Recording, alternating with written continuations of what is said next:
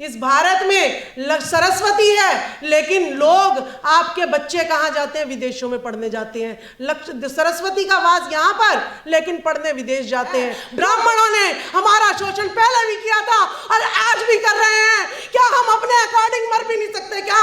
अगर हम अपने अकॉर्डिंग जन्म भी नहीं ले सकते क्या? मारा इनको लात जिन्होंने मेरे देश को लूट के खा लिया है। आज मैं रो रही हूँ। मेरी माँ जिसकी सेवा तो मैंने करी, मेरे हाथों में दम निकला, मेरे जिया जी के हाथों में दम निकला, लेकिन जैसे ही दम निकला वो अर्थी किसी और के हाथ में चली गई। कौन से संविधान में ये बात लिखी है कि एक लड़का ही अपने माँ बाप की अंत्येष्टि कर सकता है, एक लड़की अपने माँ बाप की अंत्येष्टि नहीं कर सकती है? ये आज भी मेरे साथ हो रहा है। 33% का बिल पार्लियामेंट में पास हुआ। बताइए उस 33% में ओबीसी की महिला को कोई मिला है क्या अलग से प्रतिनिधित्व? हम पैदा होते हैं तो नाम भी अपना नहीं रख सकते। शर्म की बात है आप लोगों के पास कि जाते हो, वो पंडित आपको नीच कहता है और उसके बाद आप सारी क्रियाएं उससे करवाते हो।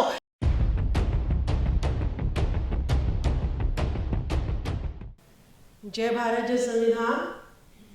मेरे आने का मकसद, क्योंकि यहाँ पे इंटेलेक्चुअल वर्ग बैठा है, मैं एक शिक्षिका हूँ, आप मोस्टली यहाँ पर एडवोकेट हैं और राजनीति से ताल्लुक़ रखने वाले लोग हैं, लेकिन हम आज ऐसी व्यवस्था में जी रहे हैं कि मैं एक बेटी होकर या मेरे हस्बैंड एक दामाद होकर सेवा तो बेटे की तरह कर सकते हैं, लेकिन अंत्येष्टि कोई दामाद नहीं कर सकता है और बेटी नहीं कर सकती है।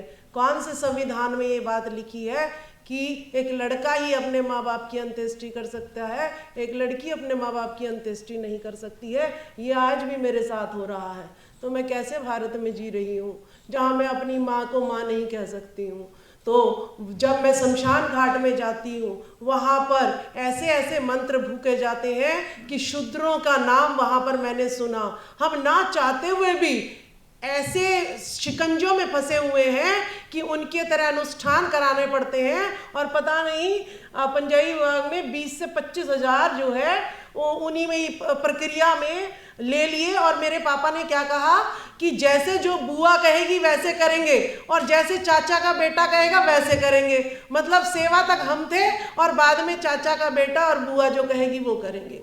तो अगर कोई गरीब आदमी होगा तो वो कहाँ से इतना खर्चा करेगा?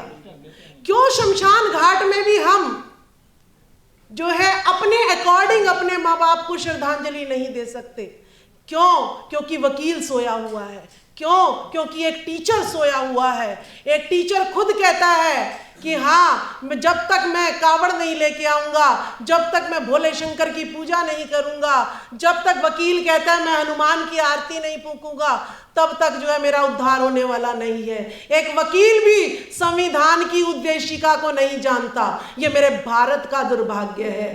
एक टीचर भी उसके क्या जो है ड्यूटीज हैं और क्या उसके राइट्स हैं ये नहीं जानता। ये इस भारत का दुर्भाग्य है। इस भारत में सरस्वती है, लेकिन लोग आपके बच्चे कहाँ जाते हैं? विदेशों में पढ़ने जाते हैं। सरस्वती का वास यहाँ पर, लेकिन पढ़ने विदेश जाते हैं। क्यों दोगला व्यवहार कर रहे हो? अगर यहाँ पे सरस्वती की पूजा कर रहे हो तो सबसे ज्यादा अब यहाँ पर जो है शिक्षा आपको मिलनी चाहिए, और नहीं तो बंद कर दो सरस्वती की पूजा करना। मेरे भाइयों, बीजेपी सरकार को आपने देखा होगा, कांग्रेस को आपने देखा होगा, कहीं जाट गुजर लड़ा रही है, कहीं जाट सैनी लड़ा रही है, कहीं यादव हीर कुर्मी लड़ा रही है, कहीं कोयरी कुर्मी लड़ा रही है। जाग जाओ, मत लड़ो आपस में। हम पैदा होते हैं तो नाम भी अपना नहीं रख सकते।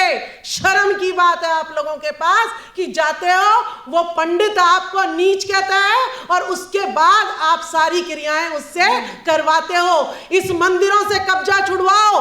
आप भी मंदिर पुजारी बन सकते हो, आप भी महंत बन सकते हो। संस्कार की विधि में 4 मंत्र पढ़ने हैं, वो किताब मैं उठाऊं, मंत्र सीखूं, और क्यों नहीं आप 100% आरक्षण मंदिरों पर है और 1 लाख के करीब नए मंदिर बन रहे हैं इस देश में। बताओ कि क्या 10,000 स्कूल या यूनिवर्सिटी बन रहे हैं? नहीं बन रहे हैं। कहाँ सो रहे हो आप लोग?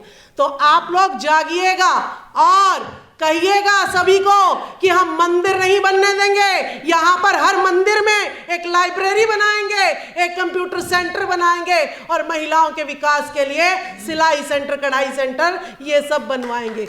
जब आप ये काम करोगे तब जो है हमारे लोग जो सिर्फ पेट भरने के लिए जीते हैं, जो सोचते हैं एसी की हवा चल दी यही मेरा विकास है, उनको जो है एक मनोबल मिलेगा इन मनुवादियों के शिकंजे से निकलने का। तो मैं आप लोगों से अपील करूंगी, हम महिलाएं तो अभी बहुत पीछे हैं। 33% का बिल पार्लियामेंट में पास हुआ, बताइए उस 33% में ओबीसी की महिला को कोई मिला है क्या अलग से प्रतिनिधित्व? मेट्रो में एक कंपार्टमेंट महिलाओं के लिए रिजर्व है, यानी मेट्रो वाले मान रहे हैं कि महिलाओं के साथ भेदभाव होता है तो इन्हें संरक्षण देना पड़ेगा।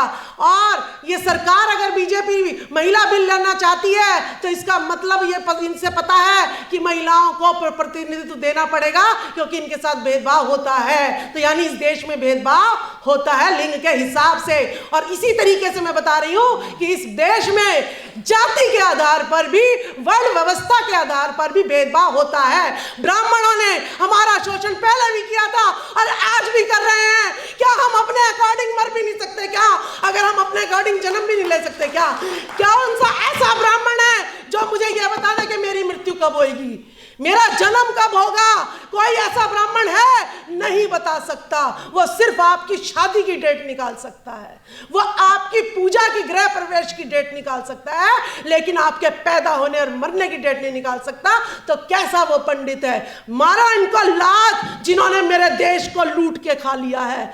आज मैं रो रही हूं, मेरी माँ जिसकी सेवा तो मैंने करी, मेरे हाथों में दम निकला, मेरे जिया जी के हाथों में दम निकला, लेकिन जैसे ही दम निकला वो अर्थी किसी और के हाथ में चली गई। मेरा इतना भी हक नहीं है, ठीक है? नीच है नीच। और अगर नहीं इकट्ठे होते ना, यूं ही अपनी औरतों को इनके यहाँ देवदासी बनाना, 24 में और आप आने दो सरकार। जाग जाओ, राजकुमार सैनी दुश्मन नहीं है तुम्हारा। राजकुमार सैनी भेदभाव जो करेगा, मेरा भाई आज मेरे साथ भेदभाव कर रहा है, मेरी बुआ भेदभाव कर रही है, मैं सुप्रीम कोर्ट में उठा के कह रही हूं, तो मैं कोई परिवार के खिलाफ नहीं बोल रही हूं, मैं गलत व्यवस्था के खिलाफ बोल रही हूं। राजकुमार सैनी जैसों को जो सत्य को सत्य कहें, घृण मत कीजिएगा, घृणा नहीं कीजिएगा। राजकुमार सैनी ने तब भी सही बात कही थी और आज भी सही बात कहते हैं। ये शक्तिशाली लोग मिल जाओ और इस सत्ता का परिवर्तन कर दो, व्यवस्था का परिवर्तन कर दो। हम जो है सारे एक हैं और भारत को अब अखंड भारत बना के रहेंगे।